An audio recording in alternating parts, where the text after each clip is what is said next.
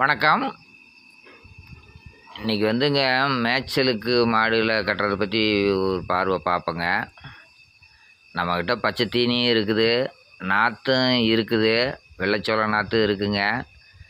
இருந்தாலும் காட்டில் கொண்டு வந்து கட்டியிருக்கேன். ஏன்னா பச்சை தீனியாகவும் போட்டுக்கிட்டு இருக்கேங்க. அது ஒரு மாதத்துக்கு பக்கத்தில் போட்டாச்சு. வெள்ளைச்சோள நாற்றும் ஒரு வாரத்தில் ஒரு தடவை 2 தடவை கொடுப்பேன். இப்போ மக்காச்சோளம் ஒடிச்சிட்டேங்க, வண்டியை விட்டு ஓட்டி ஒடிச்சாச்சு. இருந்தாலும் அந்த காட்டில் கொஞ்சம் மேய்ஞ்சா நல்லா இருக்குங்க.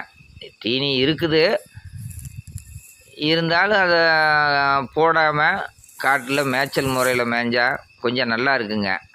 ஏன்னா நமக்கு தெரியாமல் நிறைய செடி சத்தையாக காட்டுக்குள்ளே முளைக்குதுங்க. இதில் அதுக்கு தேவையான சத்துக்கள் கொஞ்சம் கிடைக்குங்க. நம்ம கொடுக்குற பச்சை தீனியில் அதிகமாக சத்துக்கள் கம்மி தாங்க.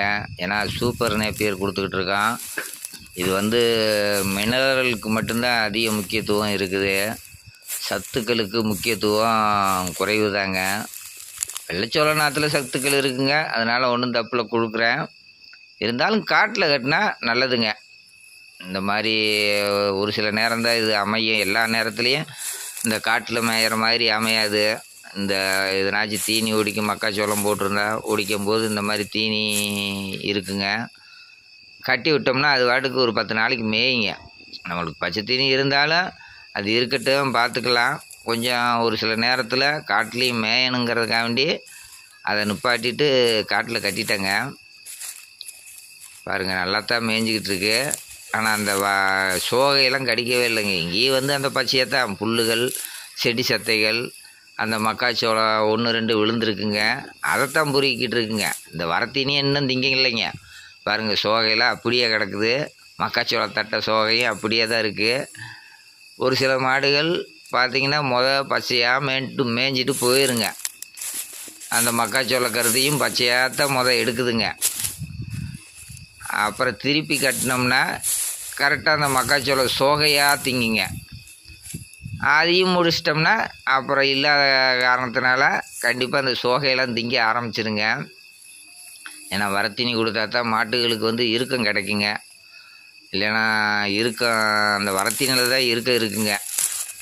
பாருங்கள், அது சோகையை தான் எடுக்குது, ஆனால் கருதை கீழே போட்டுருச்சுங்க. கருதை திங்கலை, அந்த பச்சையும் அந்த சோகையுமா இந்த மாடு பொறுக்கிட்டு இருக்கு. ஒவ்வொரு மாடு பார்த்திங்கன்னா பச்சையாகவும் தின்னுக்கிட்டு இருக்குது, ஒவ்வொரு மாடு பார்த்திங்கன்னா கருதாக தின்னுக்கிட்டு இருக்குங்க. அந்த மக்காச்சோள தட்டையோட சோகையை எதுவும் வாய் வைக்கலைங்க, அந்த கருதில் இருக்க சோகையைத்தான் தின்னுக்கிட்டு இருக்குங்க. ஒவ்வொரு மாடுகளும் ஒவ்வொரு குணமாக இருக்குங்க. என்ன பண்ணுறது, இது எல்லாமே திங்கிங்க. அது கிடைக்கிறத திங்கி இந்த மாடு. இங்கே இருக்க மாடு கருதாத்தம் பொறுக்கும். இந்த மாடு கருதாத்தம் பொறுக்குங்க. அங்கிட்டு இருக்க 2 பச்சையாகத்தான் பொறுக்குதுங்க. எல்லாம் ஒவ்வொன்றும் ஒவ்வொரு விதங்க. அதனால் மேய்ச்சல் முறையில் மாடுகளை விட்டால் கொஞ்சம் நல்லாவும் இருக்குங்க. அதனால் இந்த மேய்ச்சல் முறையில் தீனி இருந்தாலும் இந்த டயத்துக்கு தான் விட்டுட்டோம்னா அது மழைகளை வேஞ்சினாலும் ஒன்றும் இல்லாமல் போயிருங்க. இருக்கும்போது மேய்ச்சிக்கிட்டா தாங்க. அதனால் பிடிச்சி கட்டியிருக்குங்க. மேய்ஞ்சா ஒரு வாரத்துக்கெலாம் மேயிங்க. மாற்றி மாற்றி ஒரு நேரம் கட்டினோம்னா ஓரளவுக்கு ஒரு வாரத்துக்கெலாம் மேய்ஞ்சிருங்க. அதனால் பச்சை இருந்தாலும் கொஞ்சம் வரத்தீனி காட்டில் கட்டி பழகுங்க, நல்லா இருக்குது. அந்த பாருங்கள், நம்மக்கிட்ட பச்சை தீனி இருக்குது தெரியுதாங்க. இருந்தாலும் அதை போடலைங்க. காட்டிலையும் மேய்ஞ்சால் அது உடல் ஆரோக்கியம் நல்லா இருக்குங்கிறதுனால அந்த வேலையை செய்யலைங்க. பச்சை தீனியை நிப்பாட்டி வச்சுட்டு சரி காட்டில் கொஞ்சம் ஆரோக்கியம் அதிகமாக இருக்குது அப்படிங்கிறதுனால தான் இப்போ காட்டில் கட்டியிருக்கேங்க. இன்னொன்றும் பார்த்திங்கன்னா அங்கிட்டு கொஞ்சம் நேரம் அலைஞ்சா அதுக்கு நல்லா இருக்குங்க. ஏன்னா நம்ம பச்சையை போட்டு அது கட்டின இடத்துல ஒரு 2 இடத்துல மாற்றி மாற்றி கட்டுவோம், அங்கிட்டு அலைய விட மாட்டோம்.